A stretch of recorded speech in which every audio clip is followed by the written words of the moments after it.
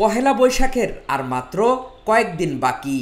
চারুকলা সেজেছে বৈশাখের রঙে, প্রস্তুত হচ্ছে মঙ্গল শোভাযাত্রার সব আয়োজন। এবার পহেলা বৈশাখকে রাঙাতে র্যালিতে যোগ হচ্ছে ফ্যাসিবাদ বিরোধী প্রতীক। ২৪-এর গণ অভ্যুত্থানকে মাথায় রেখেই সাজানো হচ্ছে বৈশাখের সব অনুষঙ্গ।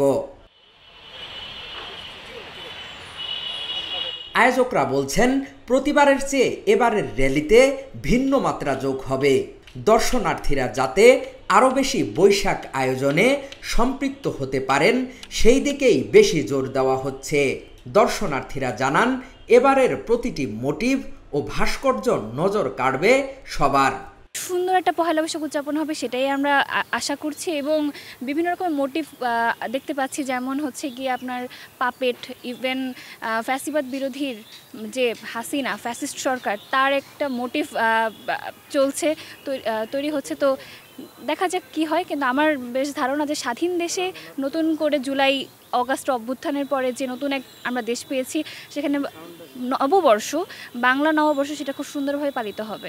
আমার ব্যক্তিগতভাবে খুবই আনন্দ লাগতেছে যে, এবং সামনের দিনগুলোর জন্য আরও উৎসাহিত, কেননা আমরা নিজেরা কাজ করতেছি এবং ভবিষ্যৎকে দেখতেছি।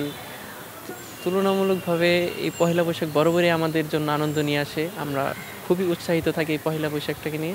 আগের চেয়ে অনেক বেশি ভালো হবে আমরা প্রত্যাশা করি, যেহেতু নতুন বাংলাদেশ, সবার মধ্যে এখন একটা নতুন স্পিরিট কাজ করতেছে।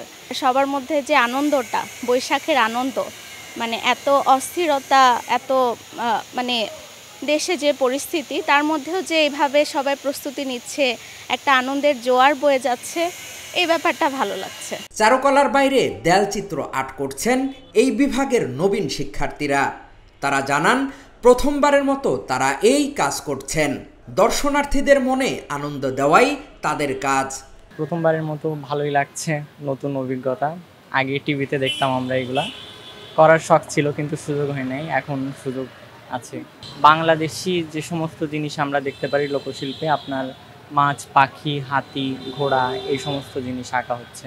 আমরা এবার করছি মুখোশ, তারপরে জল রঙের কিছু কাজ আছে, এছাড়া হচ্ছে সরাচিত্র করছি, পাখি, বিভিন্ন ধরনের মুখোশ, তারপরে বাইরে যেমন পালকি বানানো হচ্ছে এবার। একটু আশা করছি প্রতিবারের মতো এবারও ভালোই হবে। বিভিন্ন মোটিভ ও ভাস্কর্য তৈরিতে কাজ করছেন শিল্পীরা। তারা জানান, বৈশাখের আর বেশি সময় নেই, তাই তোড়জোড় করেই কাজ চলছে।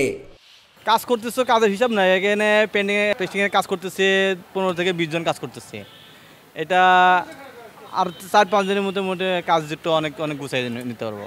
আমরা তো প্রতি বছরই করি, কিন্তু এবছরের বিষয়টা এবছর ভালোই হচ্ছে। জাতীয় মাছ, ইলিশ প্লাস বাঘ, বেঙ্গল টাইগার, এই সমস্ত জিনিসগুলো হচ্ছে, আশা করি ভালো হবে।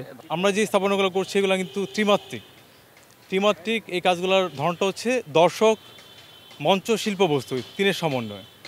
এবারের যে আয়োজনটা হচ্ছে ব্যাপক, এটা মানে কি বলবো, মানে অন্যান্য বছরের তুলনায় বেশি। এখানে জাতি ধর্ম নির্বিশেষে, মানে জাতি ধর্ম বর্ণ নির্বিশেষে সবার এখানে থাকবে। তো এবারে যে ত্রিমাত্রিক আয়োজনটা, যেহেতু রেগুলারেশনের পরপর আমরা নতুন একটা দ্বারপ্রান্তে দাঁড়িয়েছি, সেক্ষেত্রে আমাদের আয়োজনে লোকশিল্পীর একটা ভাগ থাকছে। যেহেতু আমরা মাছে ভাতে বাঙালি, একটা ইলিশ মাছ থাকবে মোটিভ, একটা থাকবে পালকি আর শান্তির পায়রা, আর ফেসিস্ট একটা দৈত্য প্রতিকৃতি, সব মিলিয়ে একটা সুন্দর আয়োজন হবে। আর হচ্ছে আমাদের এই কাজটা ঈদের আগে শুরু হয়েছে এবং শেষ হবে 12 এপ্রিল। এবার মঙ্গল শোভাযাত্রার ভিন্ন মাত্রা যোগ করেছে তৈলচিত্র।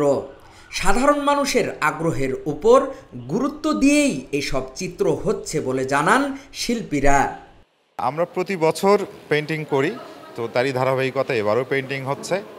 পেন্টিংয়ের মধ্যে আমাদের মুখোশ থাকে, এর সাথে আবার রয়েছে বাঘের মুখোশ, আমরা অনেক সময় বাদরের মুখোশও করি। এই দেশে অনেক রাজা রানী ছিল এক সময় ধারাবাহিকভাবে, তো আমরা রাজা রানীর প্রতিকৃতিগুলো করেছি, যেগুলো আপনারা মানুষের মতোই দেখছেন আর কি।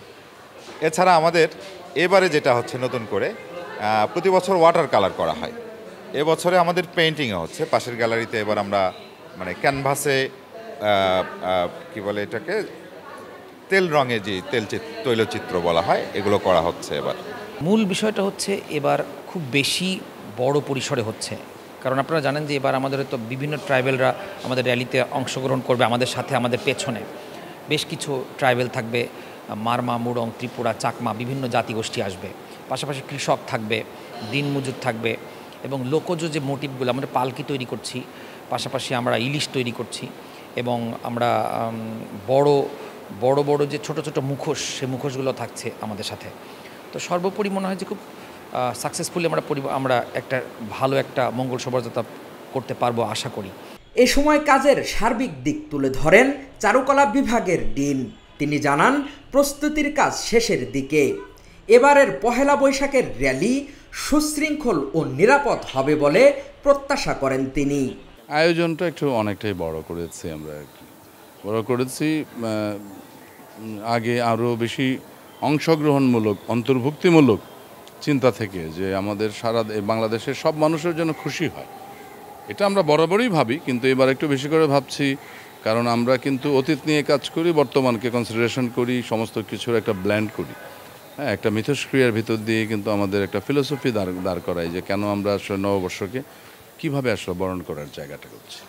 ফলে হয়েছে কি যে আমাদের অতীতের যে আমাদের যা কিছু আছে ট্র্যাডিশন, তো সেই জিনিসগুলো তো থাকছেই, সাথে আমাদের সমকালীন চিন্তা কিংবা 24 জুলাই গণ অভ্যুত্থানের যে স্পিরিট, সেই জিনিসটা কিন্তু যুক্ত হয়েছে। সব মিলে একটা মিথস্ক্রিয়া তৈরি করে আমাদের কাজগুলো এগিয়ে যাচ্ছে। আমরা একটা অন্ধকার থেকে পেরিয়ে আমরা একটা আলোর দিকে যাওয়া শুরু করেছি। আমি তো আশা করছি যে শান্তিপূর্ণই হবে। এরই মধ্যে প্রায় 75% কাজ শেষ হয়েছে, বিভিন্ন মোটিভ এবং ভাস্কর্য নির্মাণের কাজ। প্রিয় দর্শক, সেগুলোই এতক্ষণ পর্যন্ত ঘুরে ঘুরে দেখাচ্ছিলাম।